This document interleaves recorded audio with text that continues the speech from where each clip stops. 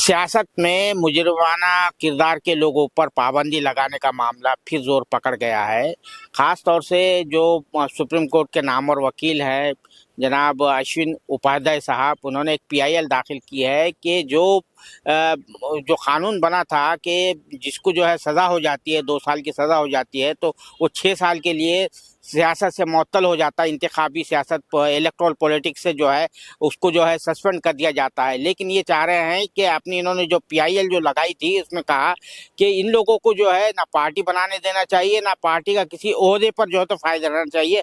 ताहयात ताउम्र यानी इनके पूरी उम्र जो है इनको जो है सियासत से बेदखल कर देना चाहिए। आइए उनसे बात करते हैं। अश्विन उपाध्याय साहब, ये जो आपने पीआईएल लगाई है और जो हुकूमत का जो जवाब आया है सरकार की तरफ से जवाब, उसमें जाहिर बात है देखिए, हमने 2016 में पीआईएल फाइल किया था, पीआईएल फाइल करके मांग किया था जी कि जब एक सजा याफ्ता व्यक्ति, सजा याफ्ता अपराधी चपरासी नहीं बन सकता, होमगार्ड नहीं बन सकता, ड्राइवर नहीं बन सकता, कंडक्टर नहीं बन सकता, क्लर्क नहीं बन सकता, चपरासी नहीं बन सकता, तो फिर वो सजा याफ्ता व्यक्ति को चुनाव लड़ने की परमिशन क्यों है? उस सजा याफ्ता व्यक्ति को पार्टी बनाने की छूट क्यों है?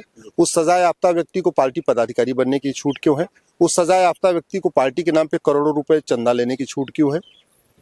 2016 मैंने पीआईएल फाइल किया था। अभी सरकार का जवाब आया है। सरकार का कहना है कि नहीं, 6 साल का प्रतिबंध पर्याप्त है।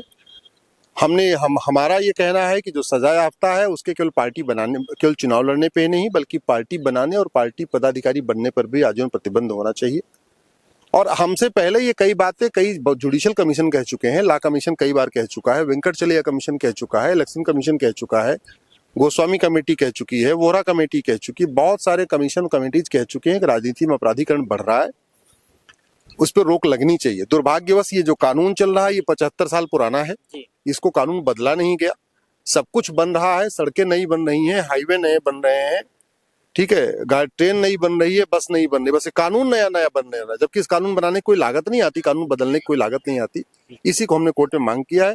4 हफ्ते के बाद फिर सुनवाई होगी, अप्रैल में इसके ऊपर फाइनल। मगर सर, आप जो बात कह रहे हैं कि भाई, क्योंकि जब जो पॉलिटिकल पार्टी होती है अपने अपोनेंट पॉलिटिकल पार्टी इसके ऊपर इल्जाम लगाती है, उस पर चार्जशीट लगा देती है या उसको सजा हो जाती है, तो ये जो सिलसिला चलेगा नहीं। देखिए, अपोनेंट पार्टी भी लगाती है तो लोग छूट भी तो जाते हैं ना।